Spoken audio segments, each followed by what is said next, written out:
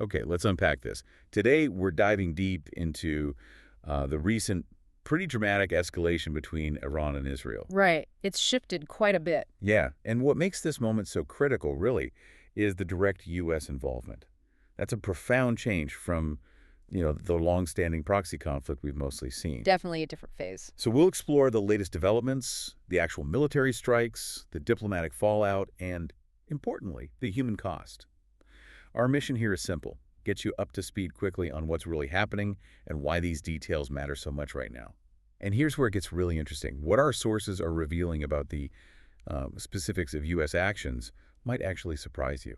We seem to be moving past that old strategic ambiguity. It certainly looks that way. So our sources point to this really intense exchange of strikes just this month.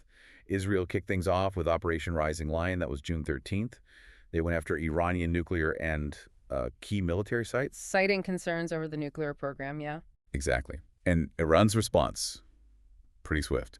Numerous missile and drone attacks aimed directly at Israel. This isn't the kind of indirect fighting we're used to seeing. No, not at all. And what's truly fascinating, as you said, is the direct U.S. part in this. It's more than just, support. Right.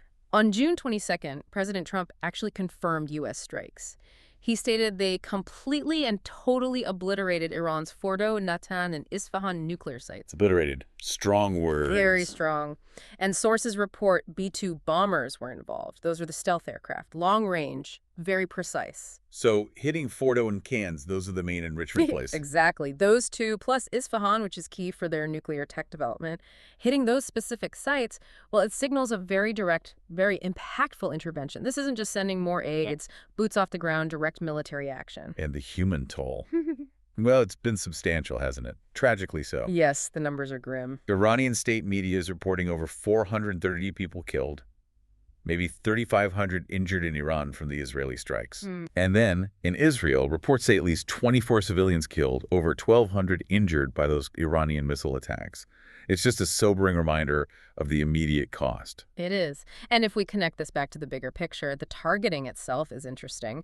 Israel seemed quite focused. Nuclear facilities, missile production, military sites. Very specific. Very specific. Iran, well, they targeted industrial areas too, but there are these reports, which Iran denies, of hitting residential buildings, even a hospital in Israel. Which they deny, you said. Which they deny.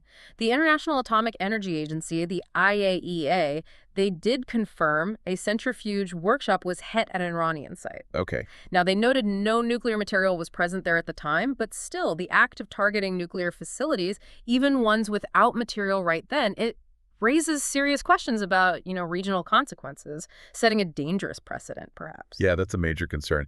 And meanwhile, on the diplomatic front, it sounds like things are pretty much gridlocked. That's a fair assessment. Efforts, especially from European nations, to try and de-escalate, get talks going again.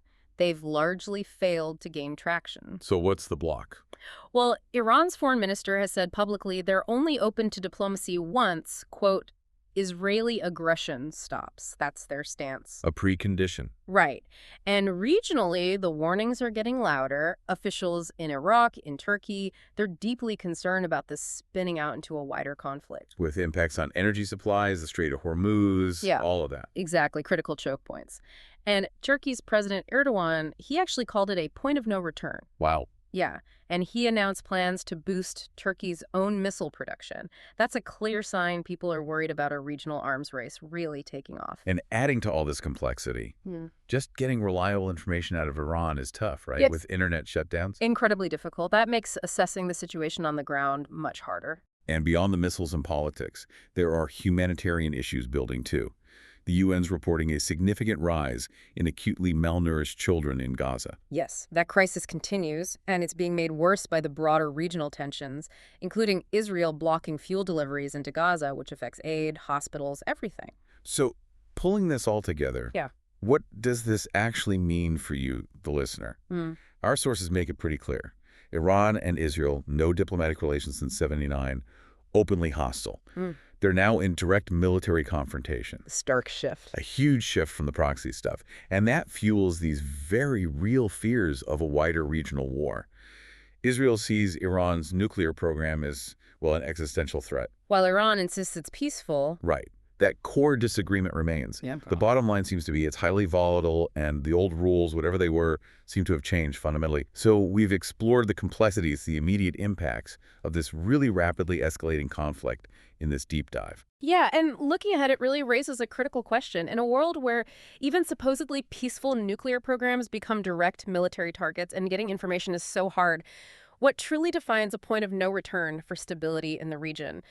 And maybe more importantly, how do we even start to measure the full, devastating, long-term impact all this has on ordinary people, on civilians caught in the middle,